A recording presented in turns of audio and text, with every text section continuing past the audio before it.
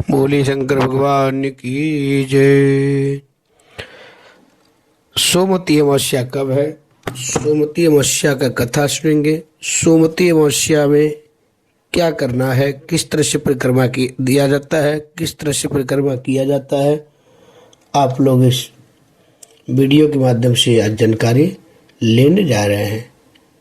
तो मैं बताना चाहूँगा, जो सुहागन स्त्रियां होती हैं सोमवती अमावस्या के दिन पीपल के पेड़ की 108 बार परिक्रमा करते हैं, 108 बार भौरी देती हैं। परिक्रमा और भौरी एक ही शब्द है, परिक्रमा को ही भौरी बोला जाता है।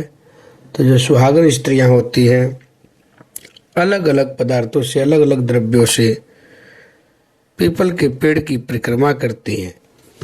कभी मान लीजिए चने से परिक्रमा कर रही हैं, कभी सिंदूर से परिक्रमा कर रही हैं, कभी छुआड़ा से परिक्रमा कर रही हैं, कभी कोई फल से परिक्रमा कर रही हैं। इस तरह से नाना प्रकार की विधि है।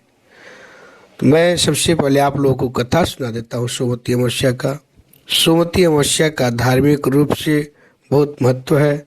साल में ये 2-3 बार पड़ता है। जैसे अभी 2024 में आ गया है, वो मैं आप लोगों को बता देता हूँ। इस दिन लोग स्नान, पूजा और व्रत करते हैं। सोमवती अमावस्या के पूजा करने से, परिक्रमा करने से सुख सुविधा एवं समृद्धि की प्राप्ति होती है, अखंड सौभाग्यवती की प्राप्ति होती है, धन धान्य पुत्र की रक्षा होती है, पुत्र की प्राप्ति भी होती है।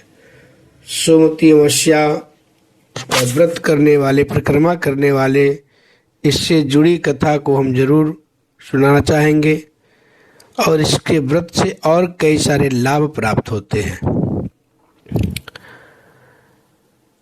एक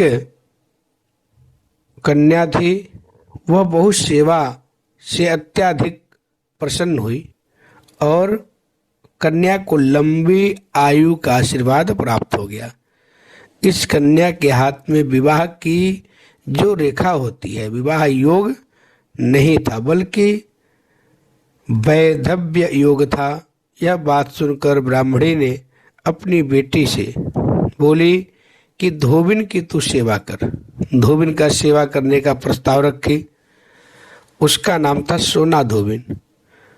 सोना धोबिन जो थी, जैसे ही अपने मांग का सिंदूर तुम्हारे मांग में लगा देंगी, तुम्हें सौभाग्य की योग बन जाएगा, तुम्हारे शादी का योग बन जाएगा।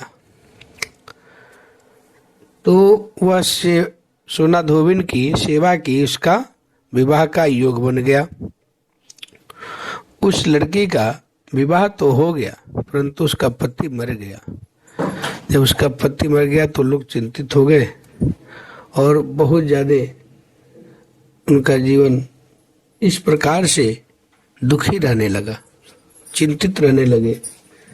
फिर वो लोग इसका विकल्प जब ढूंढे, उपाय ढूंढे, तो किसी ने बताया जाओ दोबारा सोना धोबिन का सेवा करो, उसके घर का काम करो और उसके करने से तुम्हारा पति तुम्हें पुनः प्राप्त हो जाएगा।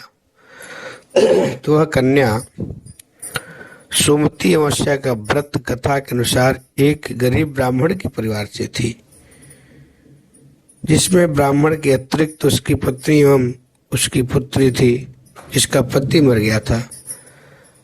ब्राह्मण की जो पुत्री थी वो तो बहुत सुंदर थी, संस्कारवान थी और गुणवान थी।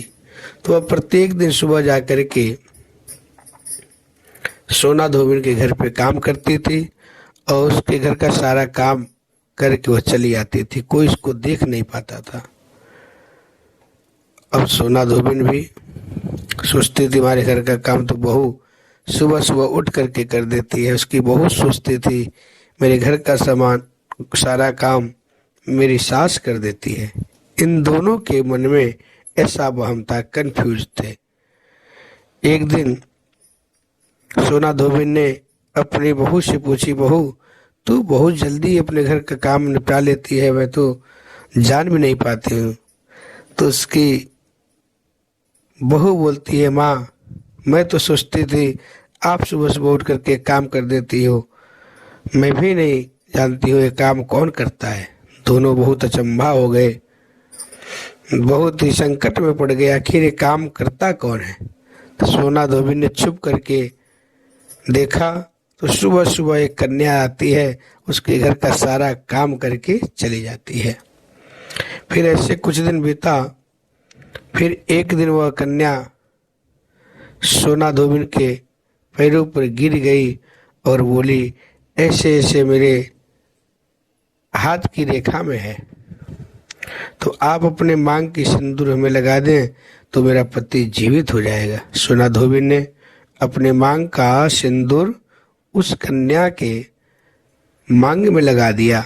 उसका पति उसी समय जीवित हो गया। जो वैधव्य योग था वह मिट गया और वह कन्या बहुत दिनों तक सुखपूर्वक जीवन यापन की, दीर्घ काल तक। उसके बाद भी देखिए भगवान का चमत्कार, उसको श्री हरि नारायण के चरणों में पुनः मरने के बाद भी स्थान प्राप्त हो गया, वह स्वर्ग लोक में वास की। तो भगवान की चमत्कार बहुत सारी हैं, बहुत सारी लीलाएं हैं। तो आप लोगों को भी पूजा पाठ से जुड़ करके रहना चाहिए, व्रत एवं उपाय करते रहना चाहिए। उपाय में, व्रत में इतने फल है, इतने चमत्कार है जो कि आप लोग सोचे नहीं होंगे। कई बार आप लोग भी सुने होंगे, आपके घर में भी ऐसी घटनाएं घटी होंगी, जो संभव नहीं है उसको संभव किया गया है। तो आप लोग इस तरह से सोमवती अमावस्या का परिक्रमा करें, पूजा करें पीपल के पेड़ का। और 30 दिसंबर दिन सोमवार को सोमवती अमावस्या है। जय माता दी।